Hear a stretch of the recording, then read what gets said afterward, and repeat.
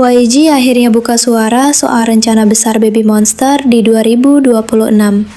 Dan ini bukan update kecil. Awal Mei, mereka akan merilis mini album baru. Bulan Juni, World Tour kedua dimulai. Dan Oktober, full album resmi dijadwalkan rilis. Mini album, World Tour, dan full album dalam 1 tahun. Ini salah satu roadmap paling agresif yang pernah diumumkan untuk Baby Monster. Tapi ada satu hal yang tidak disebut, dan itu justru yang paling ditunggu oleh Monstis.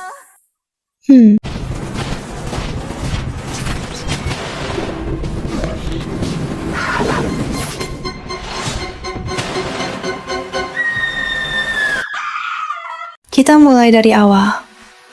Pertama, di awal Mei 2026, Baby Monster akan merilis ketiga mini album dengan judul Chum. Menariknya, lagu Chum akan dirilis lebih dulu, tapi itu bukan title track utama. Artinya, YG sedang membangun momentum 2 tahap, pre-release hype, lalu title track utama. Ini strategi yang jelas. Mereka ingin memperpanjang exposure sebelum fase berikutnya. Lalu masuk ke bulan Juni. Baby Monster akan memulai World Tour kedua mereka. Dan kali ini skalanya lebih besar. Bukan hanya Amerika Utara, tapi juga Amerika Selatan, Eropa, dan Oceania. Ini bukan sekedar tour biasa. Ini ekspansi global serius. Dan terakhir, Oktober 2026. Full album resmi dijadwalkan rilis di musim gugur. Ini berarti dalam 1 tahun, mereka akan punya mini album dan full album sekaligus.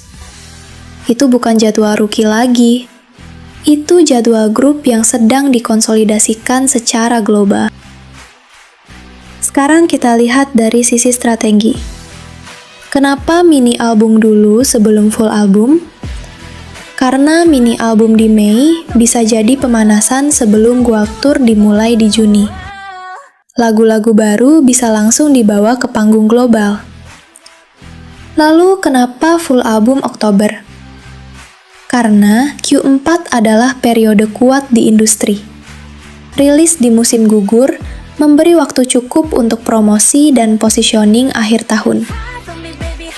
Kalau kita lihat polanya, ini bukan rencana spontan. Ini roadmap terstruktur. Mini album, tour global, full album. Artinya YG ingin menjaga momentum sepanjang tahun, bukan hanya satu comeback.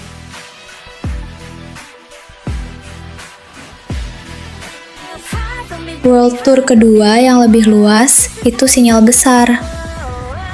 Itu artinya kepercayaan terhadap daya tarik global Baby Monster meningkat.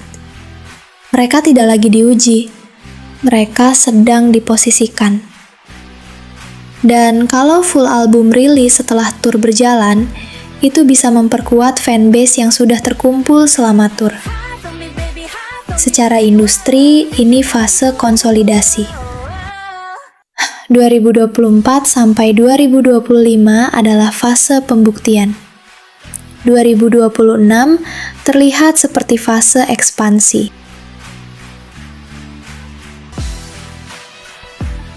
Tapi sekarang kita masuk ke bagian yang paling sensitif. Dari semua detail besar ini, tidak ada satupun mention tentang Rami. Tidak ada update status, tidak ada konfirmasi comeback, tidak ada timeline. Padahal untuk banyak Monstis, ini salah satu hal paling ditunggu sejak 2025. Dan ini yang bikin perasaan fans campur aduk. Senang, jelas, karena roadmap 2026 sangat besar. Tapi apakah ini lengkap tanpa konfirmasi tentang Rami? Ada 2 kemungkinan. Pertama, memang belum siap diumumkan. Kedua, YG sengaja menyimpannya sebagai surprise factor mendekati comeback. Dan kalau itu benar, dampaknya bisa jauh lebih besar saat diumumkan nanti. Kalau semua berjalan sesuai rencana, 2026 bisa jadi tahun paling penting dalam perjalanan Baby Monster sejauh ini. Mini album di Mei, World Tour kedua mulai Juni, full album di Oktober. Itu bukan roadmap kecil, itu roadmap global. Tapi satu pertanyaan masih menggantung. Apakah era besar ini akan lengkap? Atau masih ada kejutan yang belum dibuka? Menurut kamu, bagian mana yang paling besar dampaknya untuk Baby Monster di 2026?